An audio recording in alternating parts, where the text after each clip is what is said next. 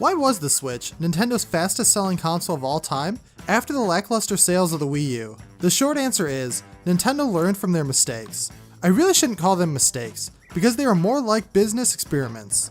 They tried to capitalize off the success of the Wii by branding their new console with the Wii name. Unfortunately, this led to a lot more confusion among the more casual gamer that had bought a Wii. People couldn't tell if the Wii U gamepad was just an add-on for the Wii or an entirely new console. The good news is, Nintendo chose to switch directions and completely drop the Wii branding with their new console. With that came the Nintendo Switch. A lot of people were dooming the Switch to fail even before it came out. After the unsuccessful 5 years of the Wii U, some people had lost their faith in Nintendo. During the lifespan of the Wii U though, I had stopped following new releases, but I still played video games occasionally. I didn't even own a Wii U until just before the Switch got announced, and I still only own 3 games for the system. But what got my attention back to Nintendo though, was the Switch reveal trailer. On October 20th, 2016, we got our first official look at the Nintendo Switch. It was the perfect reveal trailer for any console because it gave us images of games to come, like Skyrim, Splatoon, and Mario Kart, while also showing off all the unique ways you can play on the Switch. But the one game that I saw that I knew I had to have was Breath of the Wild. This was the only game I knew I needed to play, and it was the reason for me to go out and buy a Switch on day one. This trailer also showed off that they wanted the system to have a social element to it, just like the Wii did. Instead of having a stationary console that only came with one controller, you now had a portable home console that comes with 2 controllers right out of the box. That is absolute genius on Nintendo's part. The Switch launched on March 3rd of 2017, and there were shortages of both games and systems everywhere. The Switch only launched with 5 games, and those were Zelda Breath of the Wild, Skylanders, Just Dance 2017, Super Bomberman R, and 1-2 Switch. It's not a very big launch lineup, but Switches were sold out for up to 2 months after its initial launch. If it weren't for Breath of the Wild launching on the system, the Switch's first year success might not have been as rampant as it was. People were buying Breath of the Wild even when they didn't own a Switch. Seriously, it sold about 20,000 more copies than consoles. That shows that Zelda was the starting force that gave Nintendo a great launch. Since the Wii U was a little too unique, some of the AAA games that came to the Wii U weren't running as well on the console. This caused other developers to not bring their games over to the Wii U, which didn't help the system. This leads us into the first major reason on why the Switch was successful, and that was third-party support. Nintendo knew that they had to bring third-party support back to their console in order for it to be successful. So they published this list of all the third-party developers that are working on Switch games a full 2 months before the launch. They made sure that the Switch hardware could run almost all of the games the Wii U couldn't handle in order to make it easier for developers to create games for their system. Without the help of third-party support, the die-hard fans are the only ones buying the console.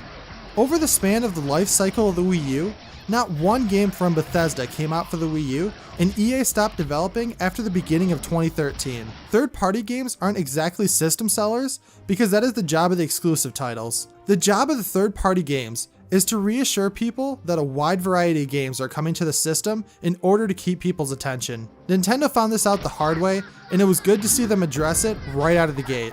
Since development for the Switch was so easy for developers, it was only natural to see a ton of indie games come to the Switch, and that brings me to my second reason: indie games. In an interview with the president of the studio behind The Binding of Isaac, he says the Switch is by far the easiest and most programmer-friendly so far, and that it's light years ahead of what we were doing with the Wii U. This just shows that Nintendo knew they had to have a console that was easy for everyone to get into. Most indie games release on multiple platforms to try to reach the widest audience for their game, but I don't think anyone could have predicted just how successful indie games have been on the Switch. Both Wonder Boy and Celeste sold more than any of the other consoles combined. People love the portability factor of the Switch, and that goes hand in hand with indie games. With most indie games, you can just pick up and play for a little bit, and the Switch is the perfect home for these titles. It also helped that the Switch's eShop wasn't cluttered with over 5 years worth of games to sort through. This helps indie developers stand out, since there isn't that many titles to sort through on the eShop. Once everyone saw that the Switch was a success and that indie games were selling the best on Switch, we started getting older games ported to the Switch. Everything from Payday 2 to Outlast is getting ported to the Switch because they know that the Switch is still able to reach an audience that might not have played those games before. It's good to see that people are buying more than just Nintendo exclusives on the Switch, and that brings me to my third point: first-party releases and ports. Nintendo has not had this strong of a first-year launch lineup since the original NES. The NES gave us Super Mario Bros., Metroid, and The Legend of Zelda, while the Switch gave us Breath of the Wild, Splatoon 2, and Mario Odyssey. Just like the original titles, these new ones were landmark achievements in gaming. It was outstanding to see Nintendo be able to reinvent two different series that are both over 30 years old. As I've touched on in this video, third-party and indie games are extremely important for a console, but first-party titles are the most important. Nintendo knows this, and that's why they never stopped putting out original games for the Wii U. They also didn't stop making completely original games like 1-2 Switch and ARMS, but both of those felt underwhelming compared to the other titles on the Switch. Though we did get some ports from the Wii U that were great to play again.